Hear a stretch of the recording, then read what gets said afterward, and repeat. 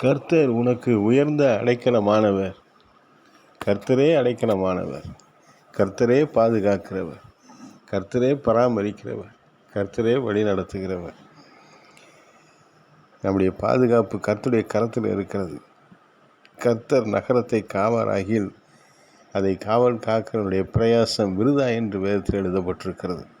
நம்முடைய வாழ்க்கையிலே நமக்கு நிம்மதி, சந்தோஷம், சமாதானம், ஆரோக்கியம், பொருளாதார செழிப்பு இவை எல்லாவற்றையும் கொடுப்பது கர்த்தருடைய கரத்தில் இருக்கிறது.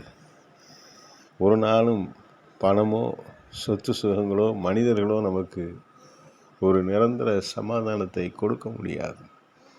மிக திறமைசாலியான மருத்துவர்கள் கூட நமக்கு நம்முடைய வியாதியை குணப்படுத்தி விட முடியாது.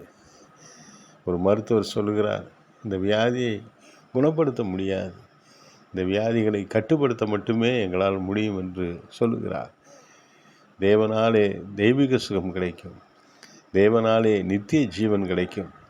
தேவனாலே நல்ல சுகமான வாழ்க்கை கிடைக்கும். நீண்ட ஆயுசு வருஷங்களை கர்த்தர் தருகிற தேவன். இந்த மனிதன் மண்ணிலே வாழ்கிற நாட்களுக்கு அதிக பிரயாசம் இல்லாமல், சிரமம் இல்லாமல் அவன் இலகுவாய் வாழ்வதற்கு அவர் வேதத்திலே நல்ல ஆசீர்வாதமான வாக்குத்தத்தங்களை, வசனங்களை, வழிகளை வைத்திருக்கிறார். அவருடைய வழிகள் உயர்ந்தது. அவரே உயர்ந்த அடைக்கலமானவர். அவர் நம்மேல் வைத்திருக்கிற அந்த அன்பும் பாசமும் எந்த மனிதனாலும் கொடுக்கக்கூடாத அளவுக்கு இருக்கிறது. தேவன் தம்முடைய ஜீவ சுவாசத்தை நமக்கு கொடுத்து நம்ம ஜீவ ஆத்மாவாய் ரட்சித்து நடத்துகிறார்.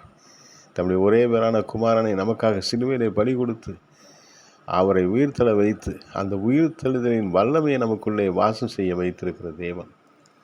அவரை நம்பியிருக்கிற ஒருவரும் வெட்கப்பட்டு போவதில்லை.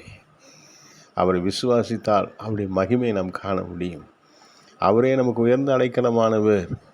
வேறு எந்த உலகப் பொருளும் நம்மை ஆள்வதற்கு நாம் அனுமதி கொடுக்காமல், கர்த்தரே எங்களை ஆளுங்கள் என்று நம்மை நாம் தாழ்த்தி ஒப்பு கொடுக்கிற பொழுது, நம்முடைய ஆவி, ஆத்மா, சரீரத்தை அவருக்கு ஒப்பு கொடுக்கிற பொழுது அவர் நமக்குள்ளே வாசமாயிருந்து நம்மை ஆசீர்வதிக்கிற தேவனாக இருக்கிறார். இந்த நாளிலே நம்மை அவருடைய சமூகத்தில் ஒப்பு கொடுப்போம்.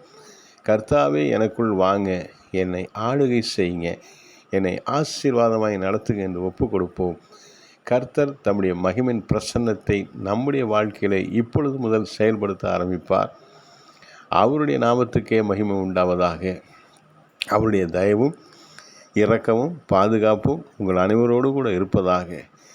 நம்மை அவருடைய கரத்திலே தாழ்த்துவோம். அவருடைய இருதயத்தின் விருப்பத்தை நிறைவேற்றி ஆத்துமாக்களை சம்பாதிப்போம்.